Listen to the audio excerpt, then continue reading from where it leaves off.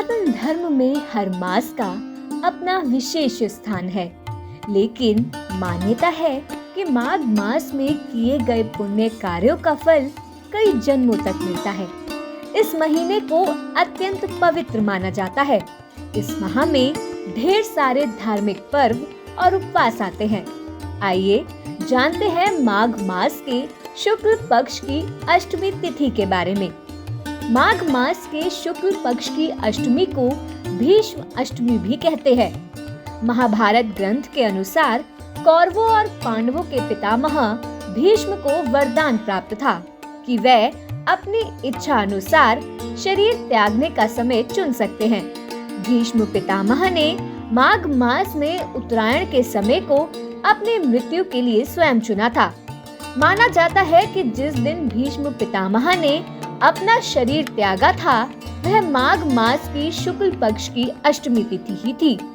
इसलिए ये दिन उनका निर्वाण दिवस भी कहलाता है। इस तिथि पर व्रत करने का विशेष महत्व है। आइए जानते हैं भीष्म अष्टमी का मुहूर्त, महत्व और पौराणिक कथा। पंचांग के अनुसार वर्ष 2022 में माघ मास के शुक्ल पक्ष की अष्टमी तिथि का प्रारंभ 8 फरवरी दिन मंगलवार को प्रातः 6:15 से हो रहा है। इस तिथि का समापन 9 फरवरी दिन बुधवार को सुबह 8:30 पर होगा। ऐसे में भीष्म अष्टमी का व्रत 8 फरवरी को रखा जाएगा। इस तिथि को बेहद ही शुभ और भाग्यशाली तिथि माना गया है। भीष्म अष्टमी का व्रत रखने से जाने अनजाने में किए गए पाप नष्ट होते हैं। साथ ही पितृ दोष से मुक्ति और पितरों को शांति मिलती है। संतान की कामना रखने वाले दंपत्ति को योग्य संतान की प्राप्ति होती है। इस दिन भीष्म पितामह के निमित्त जो मनुष्य कुश, तिल और जल के साथ तर्पण करता है एवं गरीबों को जरूरत की वस्तुएं दान करता है, उसे मोक्ष की प्राप्ति होती है। माना जाता है कि भीष्म ने अर्जुन को लोक कल्याण की भावना से वरदान दिया था कि यदि कोई व्यक्ति पाप का अन्न खा ले, उसका मन मलिन हो जाए तो मेरे दर्शन मात्र से वह निर्मल हो जाएगा। भीष्म अष्टमी व्रत विधि इस प्रकार है।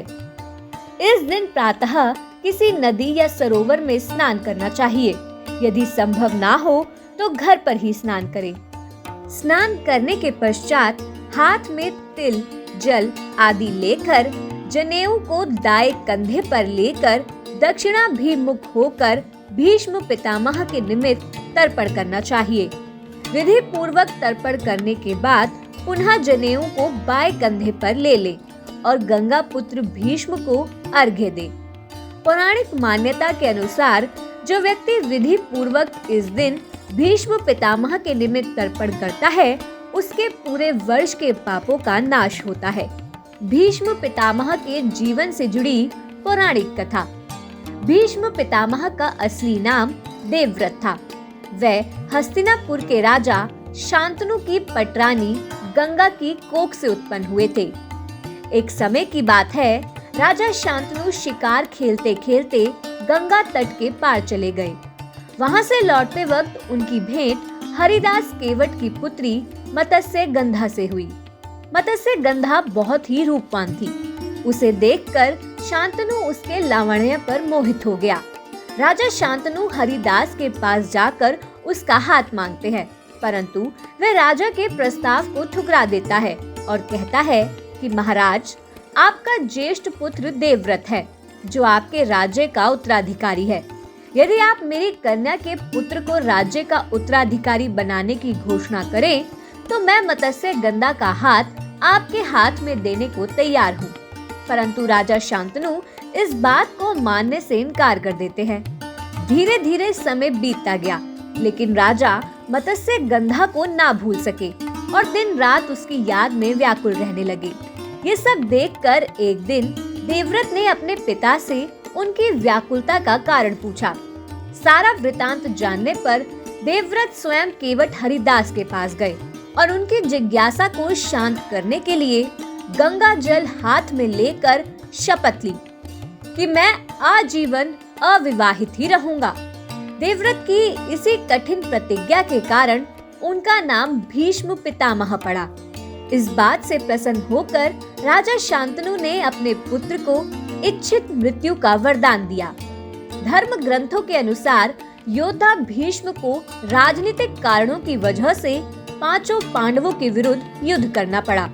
शिखंडी पर शस्त्र न उठाने की अपनी प्रतिज्ञा को निभाने के कारण उन्होंने युद्ध क्षेत्र में अपने शस्त्र त्याग दिए।